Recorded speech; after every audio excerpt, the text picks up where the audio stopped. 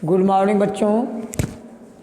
आज दिनांक 22 जनवरी 2021 वर्ग प्रथम से दसम तक विषय गीता पाठ संस्कृत अध्याय 1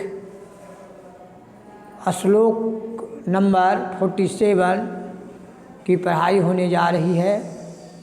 आप लोग ध्यानपूर्वक ब्लैक बोर्ड को देखें।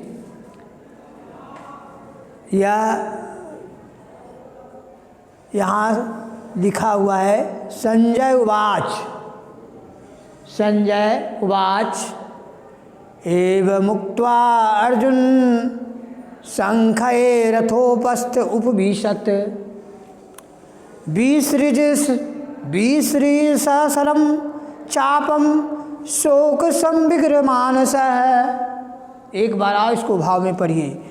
एवं मुक्त्वा अर्जुन शंखयो रथोपस्थ उपविशत् विसृजसहस्रं चापम शोक संविग्र मानसः। प्यारे बच्चों, जैसा कि आप लोग को मालूम होगा, यह अध्याय 1 और श्लोक नंबर 47 का यह श्लोक है।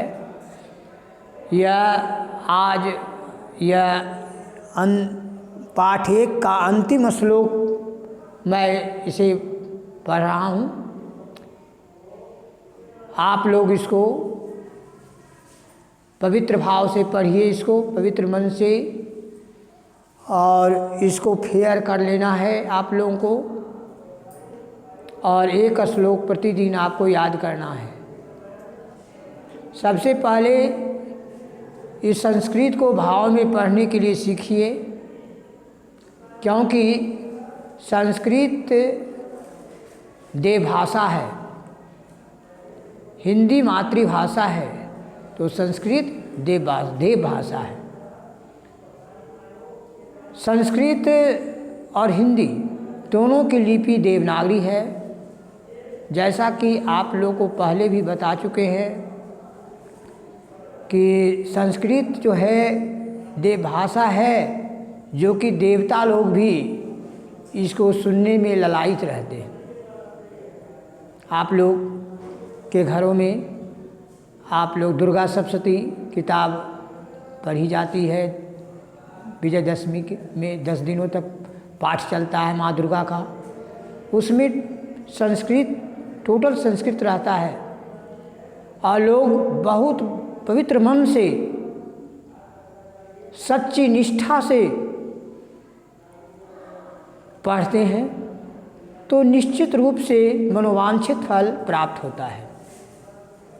इसलिए आप लोग से निवेदन है कि आप लोग भी और आपके समस्त परिवार जो भी सुने, आप उन्हें प्रेरित करें और अधिक प्रेरित करें, और इस पाठ को, इसे पवित्र भाव से पढ़ें। अब इसका अर्थ मैं बताने जा रहा हूँ, इसको सुने। गीता पाठ अध्याय 1 श्लोक नंबर 47। अर्थ: मोह से व्याप्त हुए अर्जुन के कायरता स्नेह और शोक युक्त वचन को सुनकर संजय कहते हैं कि रणभूमि में शोक से उद्विग्न मन वाले अर्जुन इस प्रकार कहकर बाण सहित धनुष को त्याग कर रथ के पिछले भाग में बैठ गए। इसका मतलब आप लोग समझ गए होंगे। संजय सारी कहानी को देखे, क्योंकि बहुत समझाए भगवान श्री कृष्ण। किसको? कौरवों को। कौरव लोग नहीं माने, होना संभावी हो गया।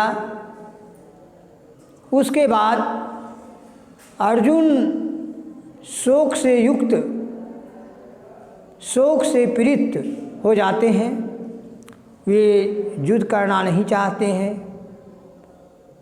इस प्रकार से आप लोग 46 में का श्लोक में सुने होंगे उसका अर्थ कि अर्जुन भगवान श्री कृष्ण से कहते हैं कि हे केशव, यदि मुझे शस्त्र रहित एवं सामना नहीं करने वाले को शस्त्र हाथ में लिए हुए धृतराष्ट्र के पुत्र रण में मार डाले तो वह मारना भी मेरे लिए अधिक कल्याणकारक होगा।